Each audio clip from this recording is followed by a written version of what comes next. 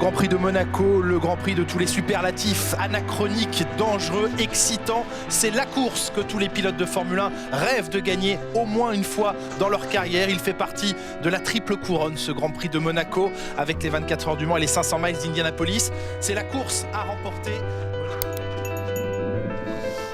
Pour les pilotes, c'est le plus gros challenge de l'année.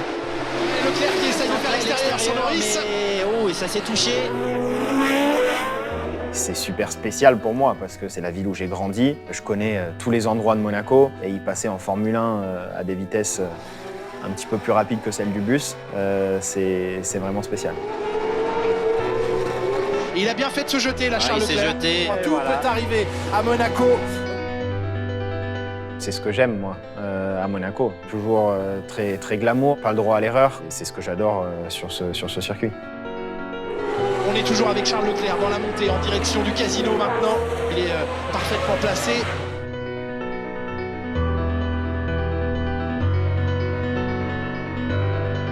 C'est là où j'ai grandi, c'est là où ma passion pour la Formule 1 a commencé aussi. Allez, on y va, ce qui fait froid là.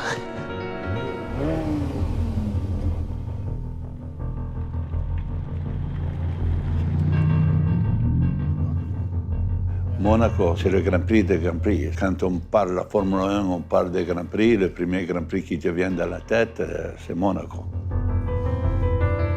Monaco, ça fait probablement partie des 3 courses les plus mythiques de la compétition automobile mondiale.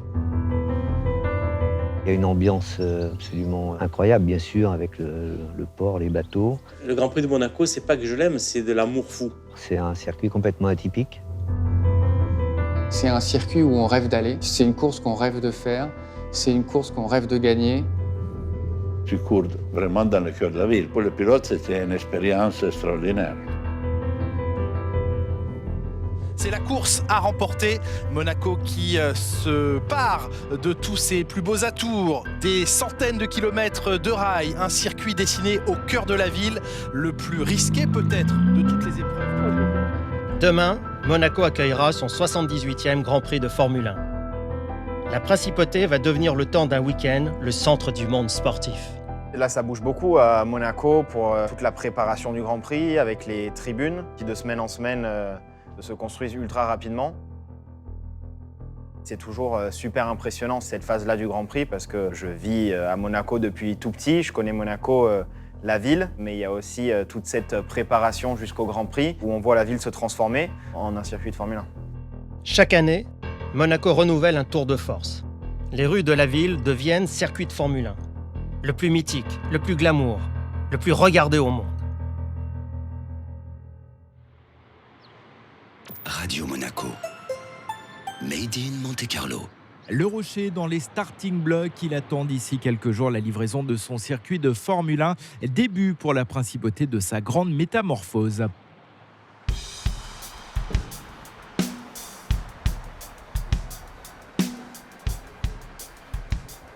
Tout commence ici, à quelques kilomètres de Monaco. Kevin, c'est une boucle en bas. Bon, tu mets en tension à 5 tonnes, s'il te plaît. Allez, vas-y, maintenant tu montes jusqu'à la charge. Vas-y, monte doucement, lève au crochet. C'est bon, t'es libéré, tu peux y aller. Ronan Le Gallou est en charge des structures extérieures du circuit.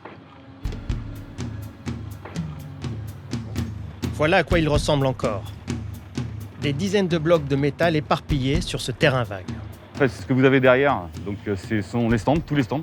Donc, vous avez les 12 stands du Grand Prix de Monaco, avec les ailerons que vous avez là, qui viennent se poser sur les terrasses, en fait. En fait, ça fait une couverture de terrasse. C'est pour les écuries. Donc derrière, vous avez toutes les passerelles qui servent à passer au-dessus du circuit pour le public. Vous avez des pièces qu'on assemble en réalité qui font jusqu'à 26 mètres de long, qui pèsent jusqu'à presque 30 tonnes.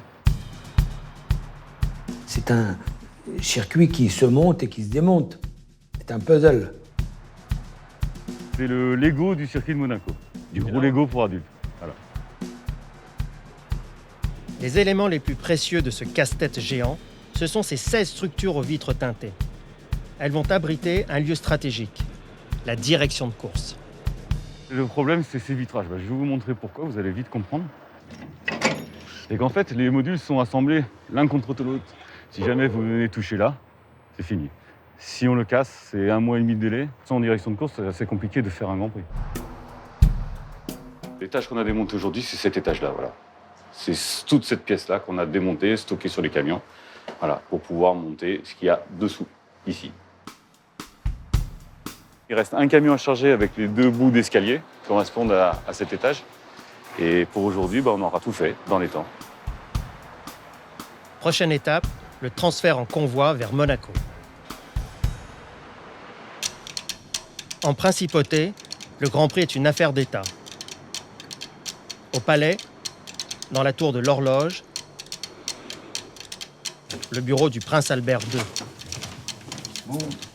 Oui, monseigneur. Si vous voulez, on va examiner un peu l'emploi du temps des semaines à venir. Là. Oui, vous avez rajouté quand même pas mal de rendez-vous. Oui. Vous êtes sur les essais, il va falloir rajouter quelques petites choses. Oui.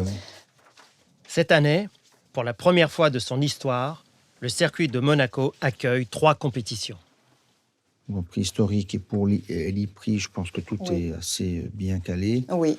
Maintenant, pour le Grand Prix, oui. Je ne sais pas si je vais aller à l'Amber Lounge. Hein. Tout à fait. C'est une organisation un petit peu particulière qu'on ne retrouve pas à d'autres moments de l'année. C'est très prenant, il faut être en forme. C'est incroyable d'ailleurs, comme les courses automobiles, et la F1 en particulier, amènent une animation particulière et c'est l'effervescence autour des pilotes et des écuries. Et on sent vraiment une grosse énergie, une ambiance tout à fait extraordinaire. Oui, l'ouverture du circuit, c'est pas avant 19h30 samedi. Ouais, c'est ça.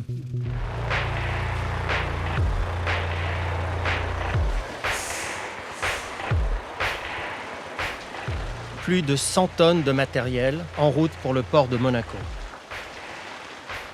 dont les précieuses structures vitrées.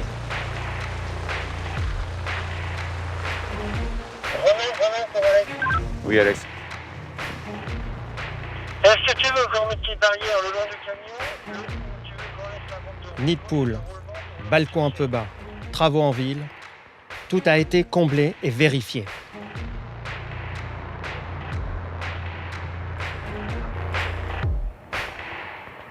La manœuvre la plus délicate, le passage sous l'arche du jardin exotique.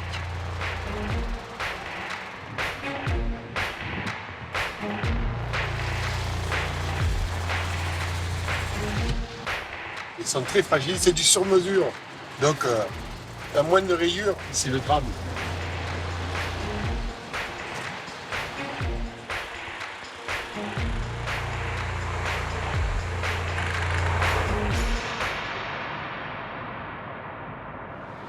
Les blocs sont livrés, intacts. Le travail qui est fait pour faire et défaire le circuit, il est absolument incroyable. Grâce à ces structures provisoires, c'est un des circuits les mieux équipés au monde.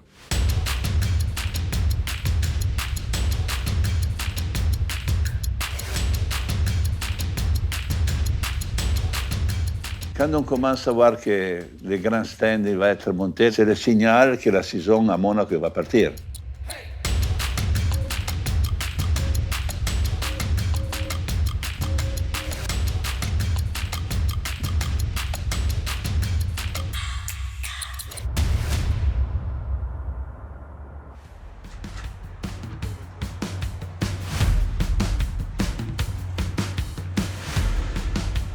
Dans la montée Beau Rivage, une autre équipe s'active au milieu de la circulation. Celui-là, il vient là. À sa tête, Marco Basso. Depuis 20 ans, il est chargé de poser tous les rails de sécurité du circuit. Et pour ce fan de Formule 1, participer à la construction de la piste est un privilège. C'est le seul Grand Prix dans la ville. On le monte et on le démonte. C'est ça qui est beau. Et si on travaille pour quelque chose qu'on aime, c'est le top. T'as quel numéro là? Là, t'as le 40. C'est 40? T'as quel numéro là? Hein? 65. Chaque rail, chaque poteau est numéroté.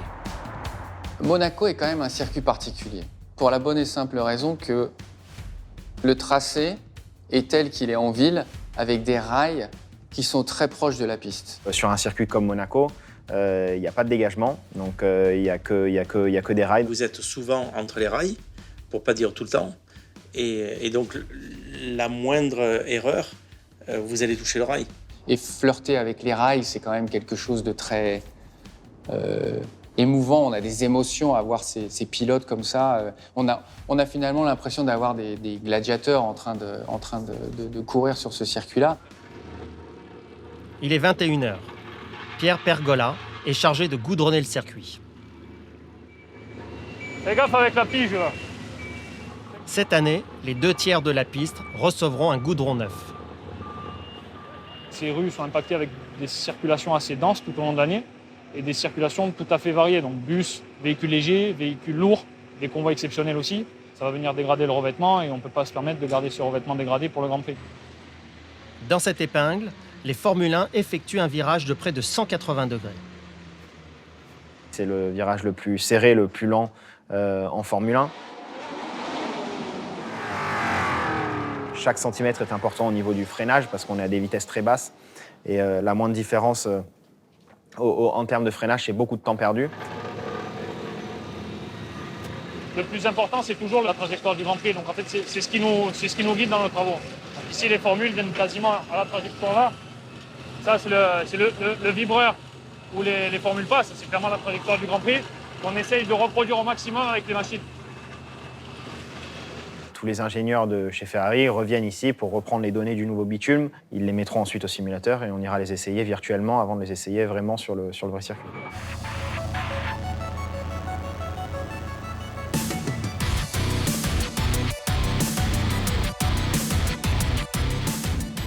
Dès demain matin, les bus et les particuliers emprunteront cette portion toute fraîche du futur circuit.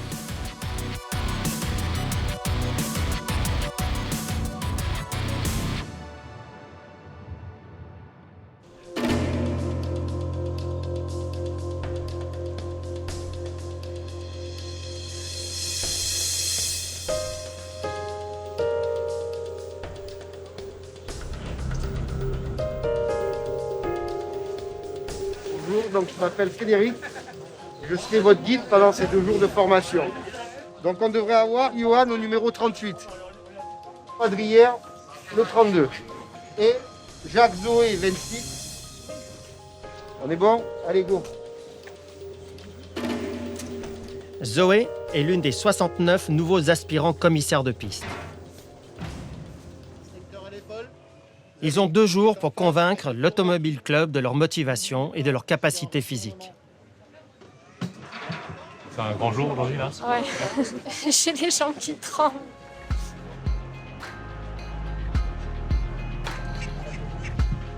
Certaines épreuves sont éliminatoires. Donc, parcours de la gazelle. La gazelle, une course mêlant équilibre, puissance et rapidité. Plus de 25. Plus de 25.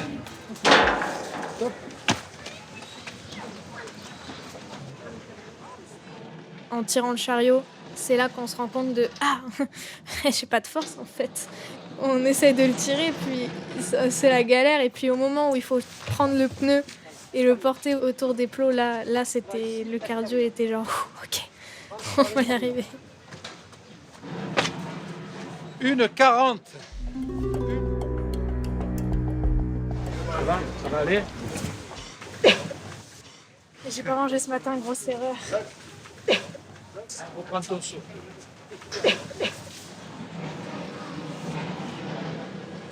Le Rocher forme l'élite des commissaires depuis 1973. Une institution créée pour répondre à un drame qui a marqué l'histoire du Grand Prix. L'accident mortel du pilote Ferrari, Lorenzo Bandini, en 1967.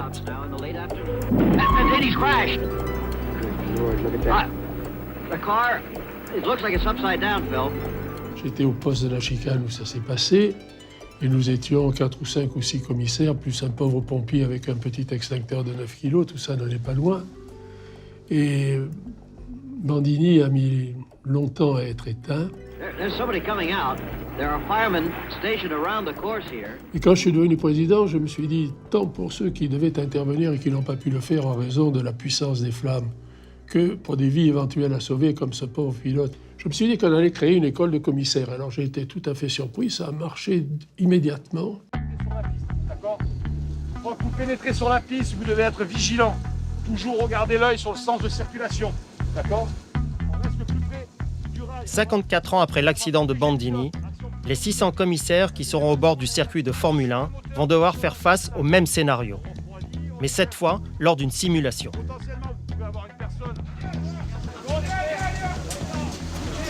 Allez, ça brûle les gars, on y va là, c'est parti là. C'est parti là. Il y a le pilote qui brûle les gars. Il y a le pilote qui brûle. Il y a le pilote qui brûle.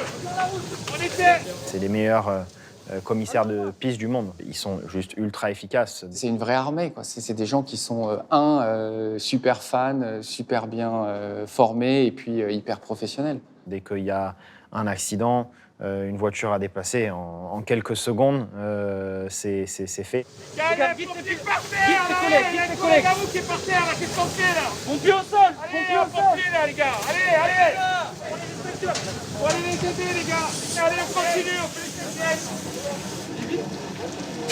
C'est stressant, parce que du coup, on nous crie dessus un peu pour nous mettre dans la pression, dans le stress de l'exercice. Et du coup, de toute façon, s'il y a des flammes, le but c'est d'éteindre l'incendie et puis il n'y a pas de peur des flammes ou quoi que ce soit. Voilà, il faut qu'il aille tout droit, il se mette entre les quilles. Le montage du circuit a commencé il y a seulement 2 semaines. C'est marrant parce qu'il y a une différence d'éclairage. On va se mettre là. Voilà, là c'est bon. Christian Tornator, le commissaire général de l'Automobile Club, et son adjoint Romain Pugliese en vérifient chaque étape, chaque boulon, chaque revêtement.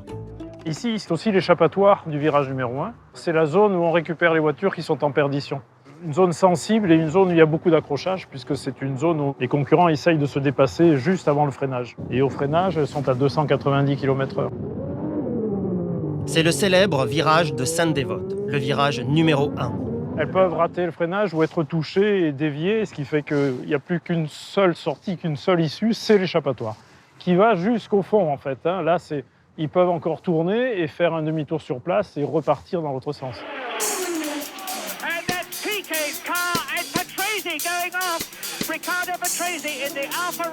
C'est un revêtement qui est freinant.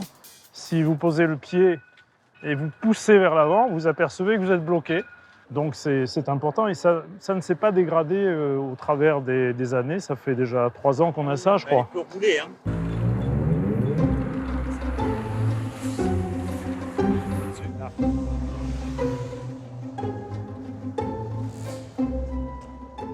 Ici, effectivement, il y a un creux.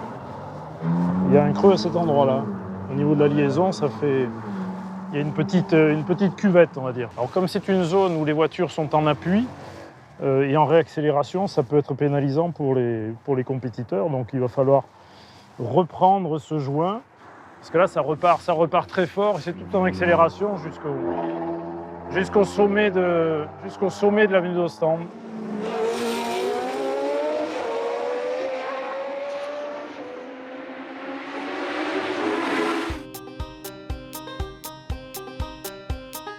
En fait, c'est permanent, on est tout le temps sur le circuit et on remarque tout de suite. Ouais.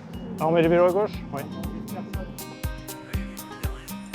Depuis le dernier Grand Prix en 2019, la place du Casino s'est offert une nouvelle jeunesse. Nouveau dallage, nouveau plan de circulation, mais toujours une des portions les plus glamour dont raffolent les spectateurs.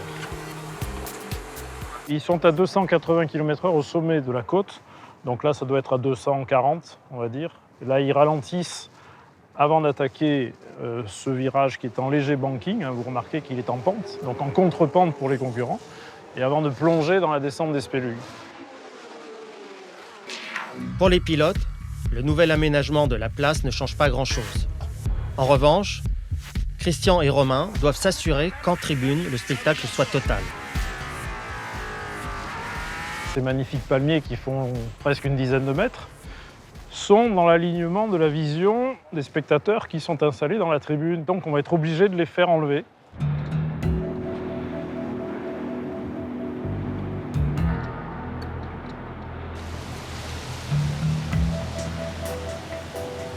Au petit matin, sur les hauteurs de Fontvieille, une mystérieuse livraison.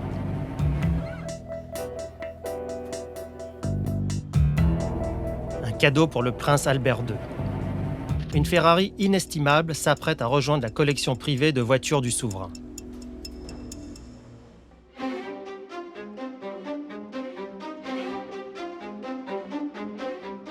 C'est en 1953 que le prince Régnier III, féru d'automobile, débute sa collection. 100 voitures de tous âges qu'il a fait restaurer.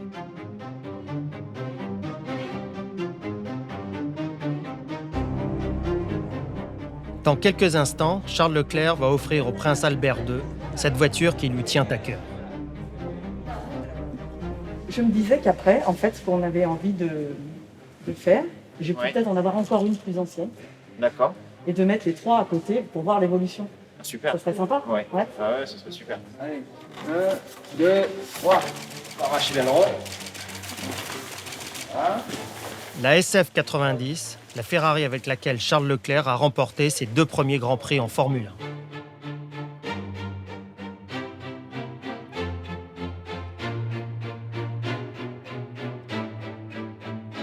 Vous avez offert la combinaison, le casque. Vous voyez comment les chaussures et les gants. C'est incroyable. Et c'est exactement le même châssis avec lequel tu gagnes le Monza avec toi. Et puis le halo. Ouais, bah, il a sauvé la vie à Romain, je pense. À Bahreïn, ça t'a fait vraiment fort. J'ai exaucé tous mes rêves en fait avec cette F1. Pas tous, mais presque. Première victoire en Formule 1, première fois en tant que pilote Ferrari, première pole position aussi. C'est exactement ce châssis qui a gagné à Spa et Monza, donc mes 2 premières victoires en Formule 1. Donc oui, elle représente énormément pour moi. L'évolution constante de la Formule 1 est tout à fait extraordinaire. Et on voit non seulement les matériaux qui sont utilisés, la sophistication de tous les équipements, mais aussi la taille et l'emprise au sol de ces voitures. C'est tout à fait spectaculaire. Je remercie vraiment Charles Leclerc pour son geste et pour ce don de cette merveilleuse voiture qu'il a portée à la victoire.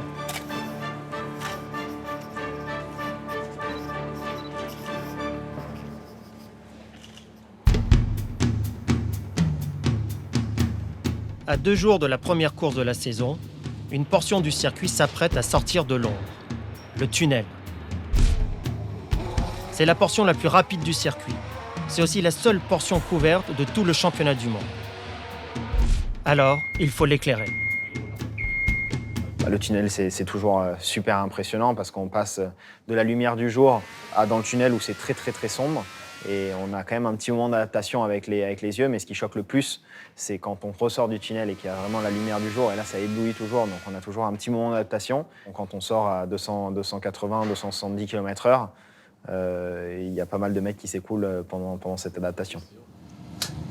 Là, on vient d'envoyer, on l'entend, il vient de partir, là, et là, ça s'est allumé juste derrière vous. Pour atténuer ces changements de lumière, depuis 20 ans pourtant, des techniciens rajoutent chaque année des kilowatts.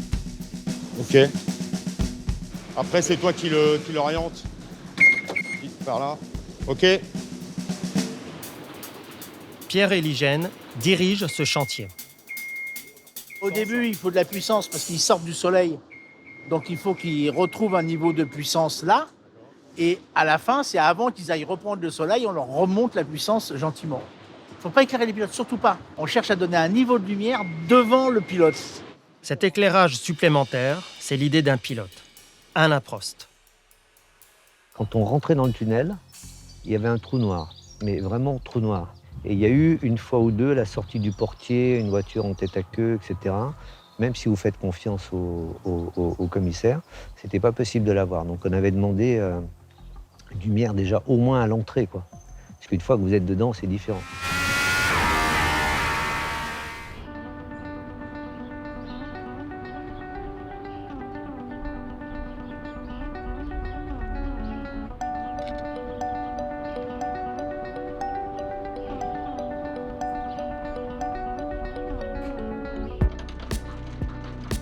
Dans la montée de Beau Rivage, cet échafaudage va accueillir le plus grand écran du circuit.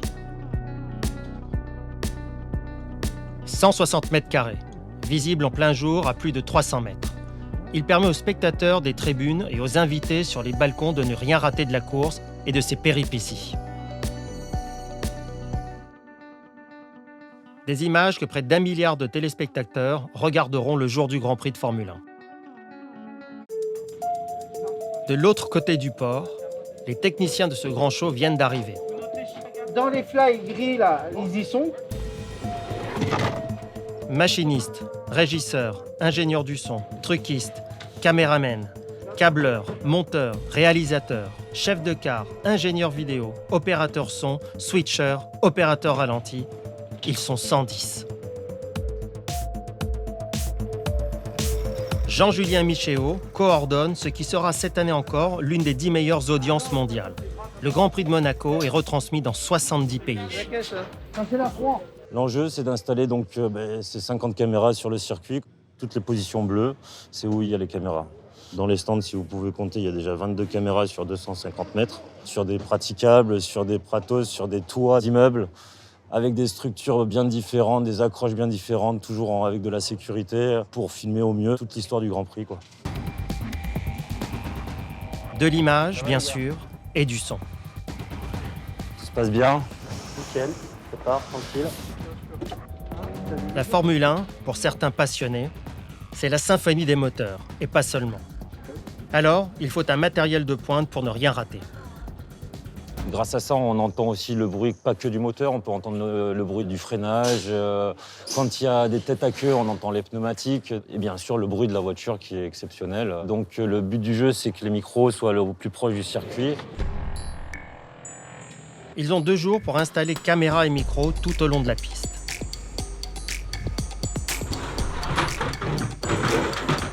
L'une des vues préférées de Philippe Julien, le chef machiniste, est filmée depuis le toit de l'hôtel Fairmont. Tu prends freinage Mirabeau, tu as tous les S, et ici, toi, il rattaque derrière pour attaquer au portier. Donc ici, ça, à Fairmont, ça tape souvent. Et donc cette caméra, elle est primordiale, parce que là, il voit tout, là. Là, il voit tous les accrochages, c'est vraiment une belle caméra. Là, on a fait mettre un toit. Il a été mis parce que les goélands, ils attaquaient le cadreur. Donc du coup, ils ont mis ça. Comme ça, le cadreur est à peu près à l'abri. Les caméras sont câblées les unes après les autres. Et en régie, les écrans s'allument enfin. Top 12, ce groupe-là, voilà. Pour l'instant, on est en train de faire les tests sur la caméra du casino, en face de l'écran géant. Casino, par exemple, on a un changement, puisque toute cette partie a été refaite. Tout a changé. Aujourd'hui, c'est ça. Nous, ce qu'il faut voir, c'est si la courbe est la même par rapport à là-bas. Après, on s'adapte, si ça a bougé. Monaco est le dernier Grand Prix du championnat de Formule 1 encore filmé par le club organisateur, pour maîtriser son image. Alors, le Grand Prix de Monaco, c'est un théâtre qui ne marche que parce qu'il y a du sport. C'est-à-dire que j'ai toujours dit à mes types, n'oubliez jamais que vous travaillez pour la télé. Alors, en cela, oui, il y a du théâtre, bien entendu, mais la ville est un théâtre, la ville est belle. À quelques jours du Grand Prix, les nouveaux commissaires veulent déjà s'immerger dans l'ambiance. Ah, mais sur la grille, pole position.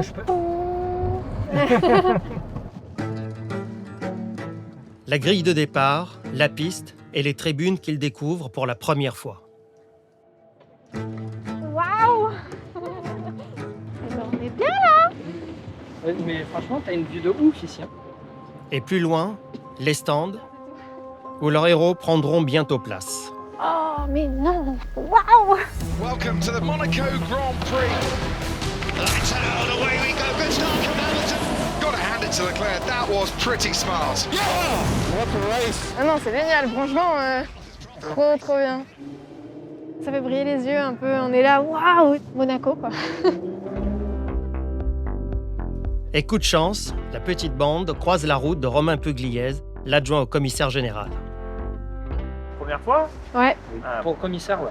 La semaine prochaine, ça roule. Ouais. C'est ça qui est bien. Romain leur propose un tour du propriétaire.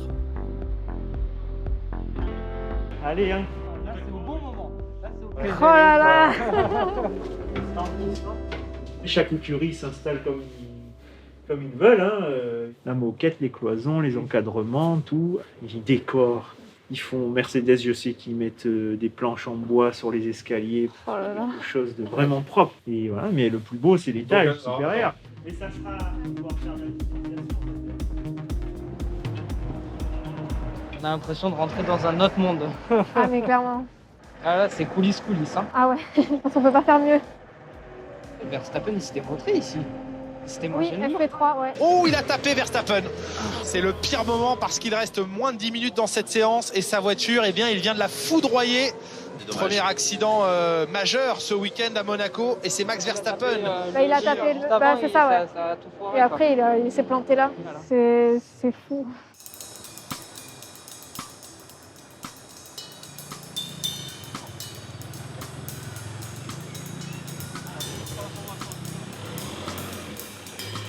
Ce matin, pour la première fois depuis 2 ans, une Formule 1 va enfin faire son entrée sur la pit lane.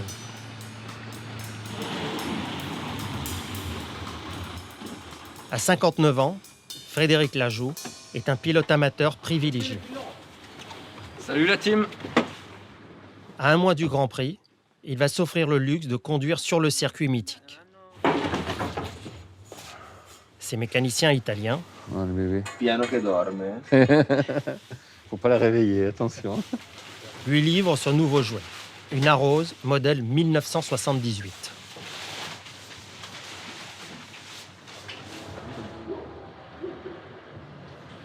Ça, ce sont vraiment les F1 qui m'ont fait aimer la course auto, qui m'ont fait aimer la Formule 1. C'est beaucoup plus physique parce que tu passes les vitesses à la main, parce que tu n'as pas de direction assistée. C'est musclé comme pilotage. C'est du brut, quoi. Voilà. C'est du brutal. Guardi che lo riesco a togliere, bisogna la mettere lì davanti, ce l'abbiamo. No.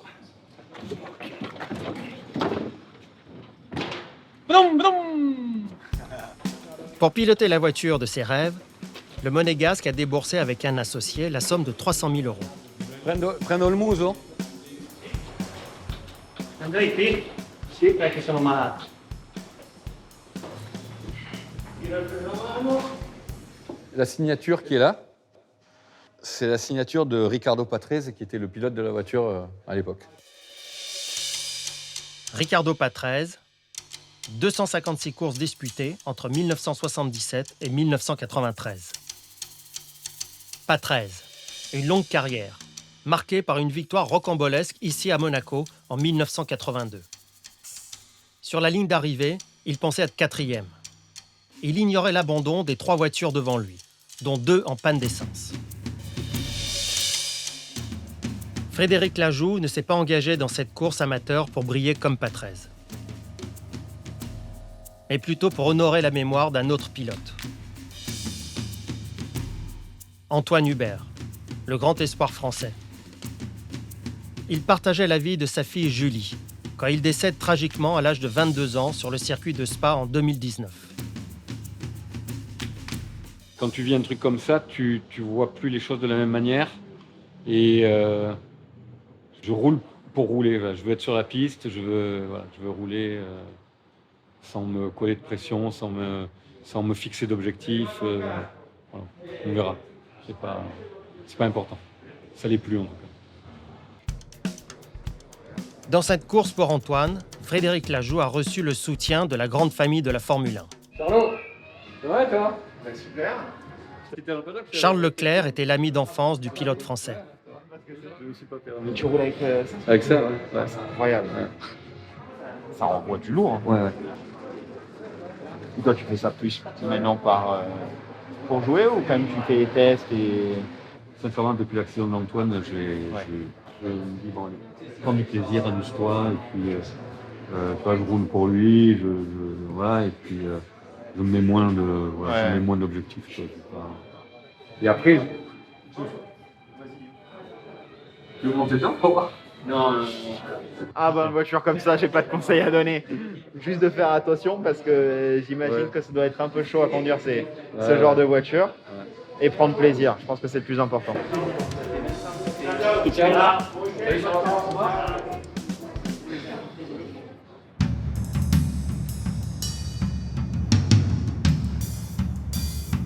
Radio Monaco. Radio Monaco. Made in Monte Carlo. Bienvenue, la saison des Grands Prix de Monaco est enfin ouverte. Ce matin, premier tour de piste pour les voitures du Grand Prix historique. 110 concurrents ont répondu présents.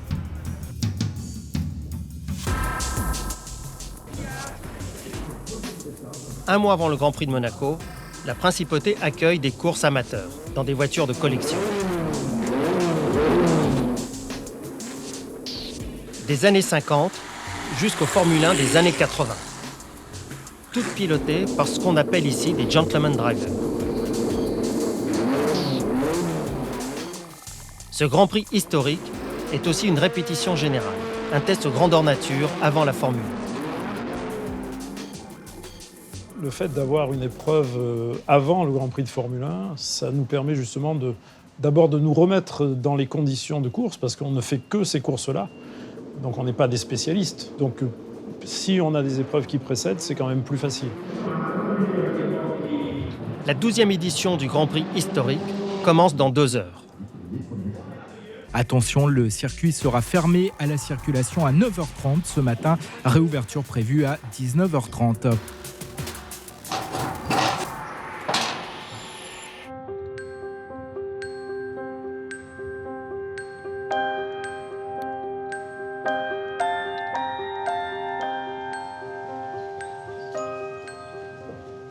Je me suis levée à je sais pas quelle heure du matin, j'étais prête, j'en pouvais plus. J'ai trop hâte.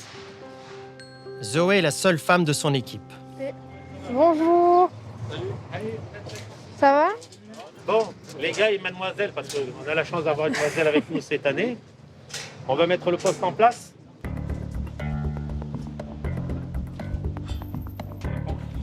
Voilà vos outils. Ça, c'est pour caler la voiture. Hein? Caisse 4. Il faut être toujours attentif. Ça va taper dans ce rail là-bas au fond, à l'entrée du casino, et les voitures, elles finissent leur course. Ici.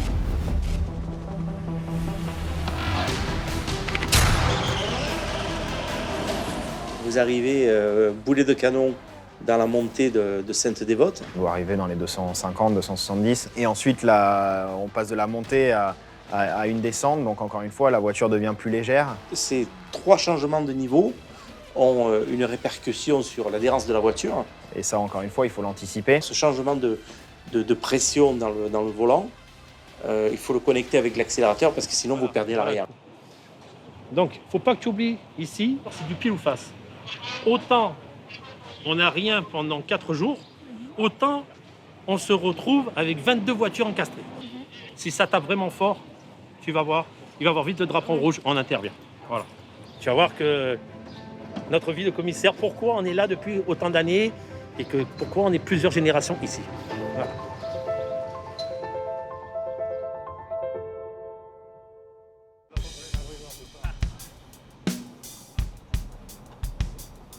Il est 9h30. Le circuit est officiellement fermé. Restent sur la piste les derniers ouvriers. Ah, il y a du monde là d'un coup. Là. La première journée de fermeture, elle est importante parce qu'on doit vraiment tout vérifier, faire les ouvertures dans les grillages, vérifier que tous les regards soient bien verrouillés. Ultime inspection. C'est le commissaire général et son adjoint qui donneront le feu vert avant le début de la compétition. En 2 mois, Christian et Romain auront fait sur ce circuit plus de kilomètres que les pilotes de Formule 1. Le commissaire général vérifie jusqu'au boulon des plaques d'égout. Même une plaque comme ça qui fait entre 30 et 40 kg, ça peut être soulevé par une voiture de course. Il y a un effet de succion sous la voiture. Il renouvelle ce contrôle chaque matin, pour toutes les courses. On est à 3 minutes de la fermeture ou de l'ouverture de la piste par le directeur de course. Donc on se dépêche de passer dans la voie des stands. Dans un quart d'heure, on aura les voitures là où nous sommes. Le circuit est désormais prêt à rouler.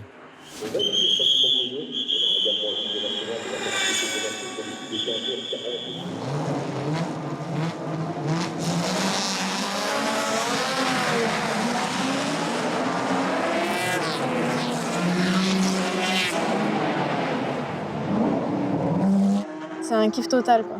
Voir des voitures passer aussi près de nous à une vitesse comme ça, on a les frissons.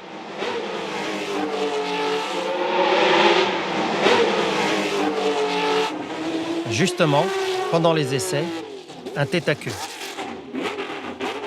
Une voiture vient de glisser sur une flaque d'huile. Donne-lui le rouge et jaune, et quand les voitures elles arrivent, tu leur dis de passer à l'extérieur avec la main. Les gars, ici là. Le liquide pourrait provoquer des accidents en série. Oh, doucement. Faut piétiner, à pousser quand on a piétiné. Sans tous ces volontaires, il n'y aurait pas de compétition automobile. Donc ce sont les hommes ou les femmes de l'ombre, mais ils sont absolument indispensables pour le bon déroulement de la course. La compétition peut reprendre.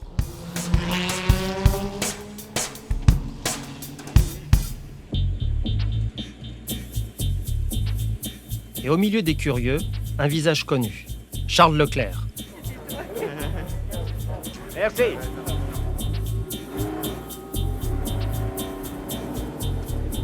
Charles Leclerc, j'ai eu la chance de le suivre depuis qu'il a 14 ans, où il était déjà un talent prometteur en karting et dans les différentes formules qui l'ont amené jusqu'à la F1, où il a vraiment débuté de façon assez extraordinaire, avec ses 2 victoires en Grand Prix en 2019. Et c'est un très bel ambassadeur de la principauté et du sport automobile. Charles, ça va? Passage obligé dans l'écurie Ferrari pour saluer René Arnoux et Jean Alesi. Ça doit marcher plus fort, ça. Non. Le problème, c'est qu'il y a un rapport de puissance qui est très léger. Ouais. Elles font 480 kilos, les voitures. Et combien de chevaux? 500, ça fait 500 chevaux. La là, c'est à position, 3 c'est pédales. Hein. L'embrayage est super doux.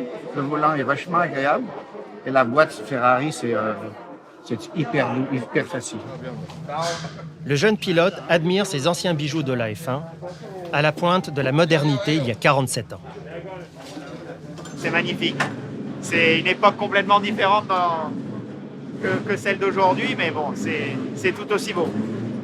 Ces voitures sont quand même bien moins sécurisées que maintenant. Hein. D'ailleurs, on le voit, il y a plus en plus de... Enfin, il y a des gros accidents maintenant et on arrive à s'en sortir sans Moi, problème. je suis impressionné par les crashs qu'il y a et le mec qui sort de la voiture. C'est incroyable. Ouais,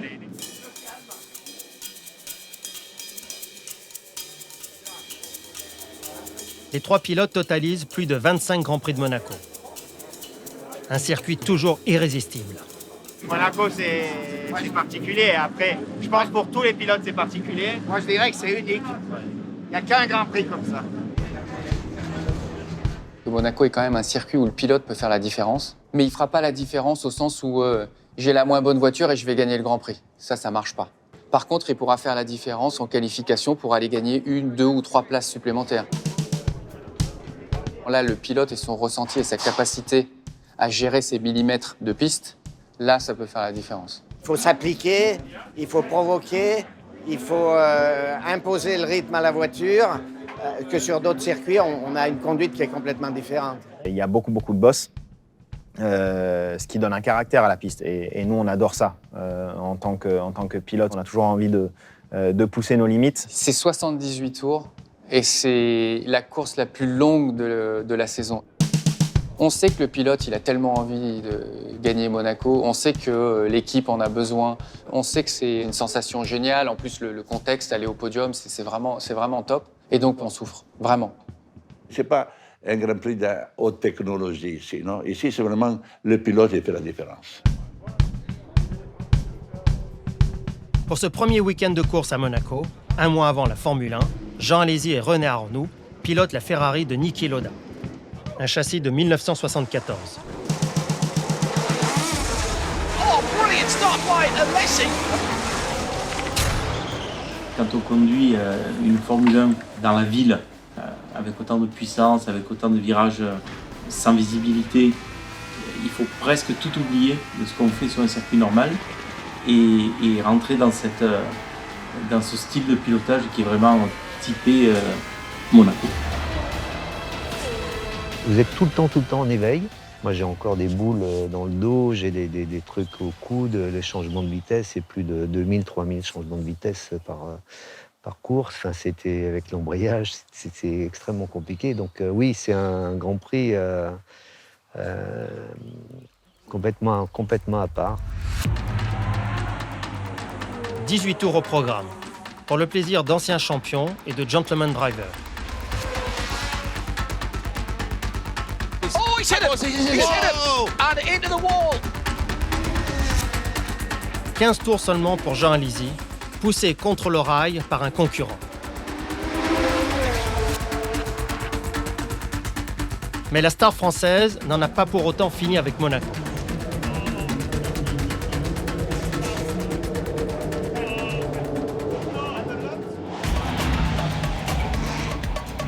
Zoé non plus. Je fais le tour, mais ils me prennent moi. Lors du stage, elle a gagné un tour de circuit dans la voiture de sécurité. La safety car intervient pour ralentir une course en cas d'accident, de débris ou de météo défavorable. Une voiture toujours conduite par un excellent pilote. Et à Monaco, tout est possible.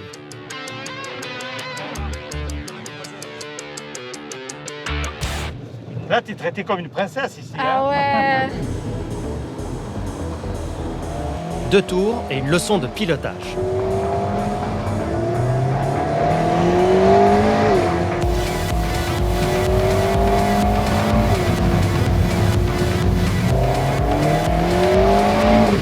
Il faut essayer de ne pas tout se faire remarquer. Ouais. Parce que tu n'arrives plus à en faire le S ici. Tu es toi d'ailleurs.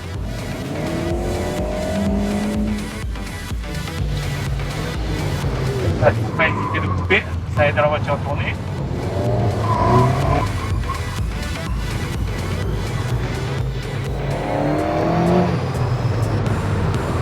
En fait, plus tu es coulé ici, mieux c'est. Ouais.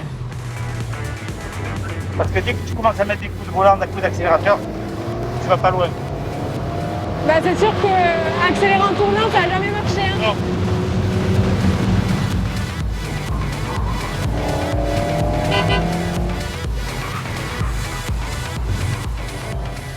Je pense que tous les drapeaux c'était pour toi. Hein. Ouais. Voilà. Excellent, incroyable, super. Merci beaucoup. Allez, super. Merci. Ciao.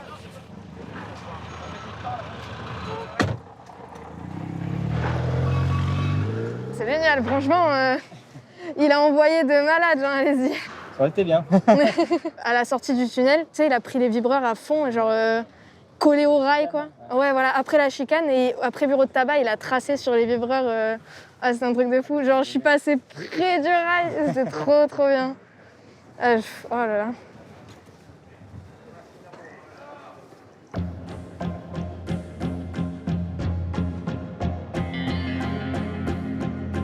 Le Grand Prix de Monaco n'aurait pas la même saveur sans la famille princière.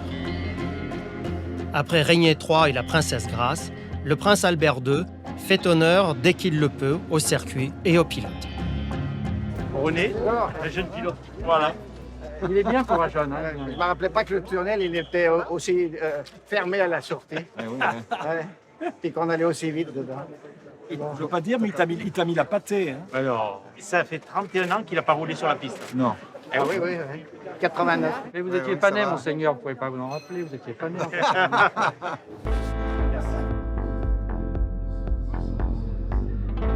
Avant le départ de la dernière course, le souverain n'oublie pas un monégasque qu'il connaît bien, Frédéric Lajoux. Et donc ça c'est la version 79, le modèle qui a été créé en Suisse. Donc piloté à l'époque par Ricardo Patrese et par Jochen Mass. Quel poids 600 kg. 600 kg pour 500 chevaux. C'est un pied à combien ça. Ah ouais. C'est incroyable. Ah ouais. Puis là dans les rues ici, c'est le rêve d'enfant. Et crois en toi. Ouais. Allez, au revoir.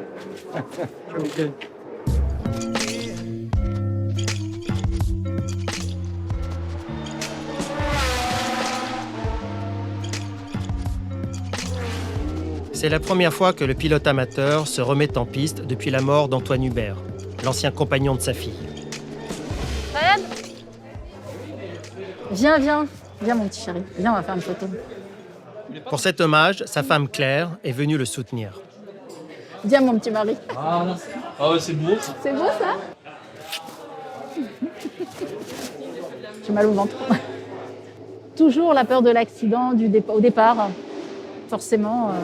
Donc là, la pression commence à monter.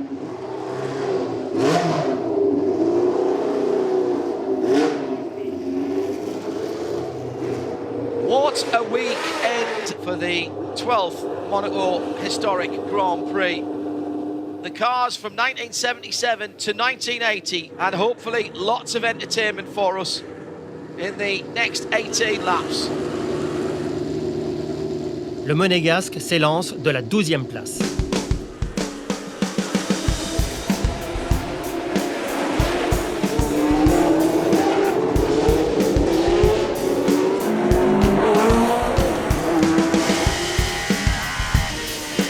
« 45 minutes de course, l'envie de compétition de Fred Lajoux est intacte. But he has just driven impeccably, been really, really focused, been clean back, and he's been quick throughout. Sous le drapeau à damier, le pilote monégasque termine à la 7e place.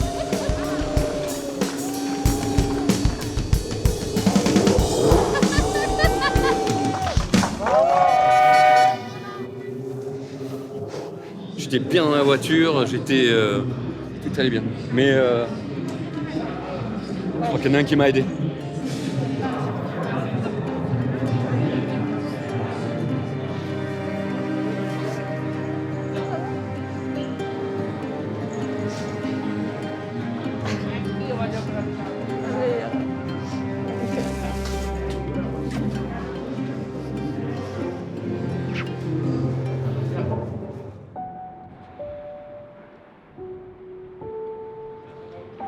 La grande fête dédiée à la course amateur s'achève. Les équipes télé, Marco Basso, le poseur de rails, Christian Tornator, le commissaire général, et Zoé, tous sont prêts pour le grand choix à venir, l'épreuve reine de l'année. J'ai très hâte d'être au Grand Prix de Formule 1, rien que pour voir la vitesse à laquelle ils prennent le virage du casino. Après, puis même voir des Formule 1 en vrai, j'ai jamais eu cette chance. Charles Leclerc est prêt pour ce qu'il appelle le plus beau week-end de l'année.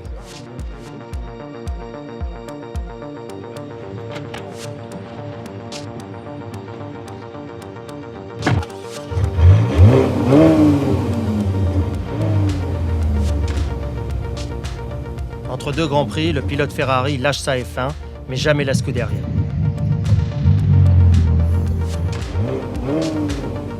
Il se ressource toujours, quelques jours dans sa ville. Là, on est chez moi.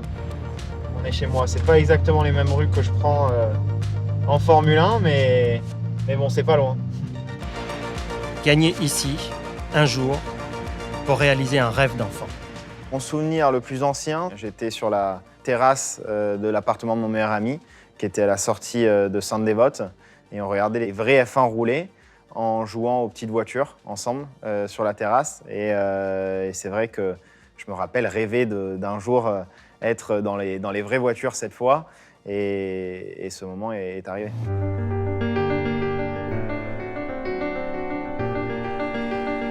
Demain, pour le Grand Prix, il devra partager la vedette avec les autres pilotes. Et avec sa ville, Monaco.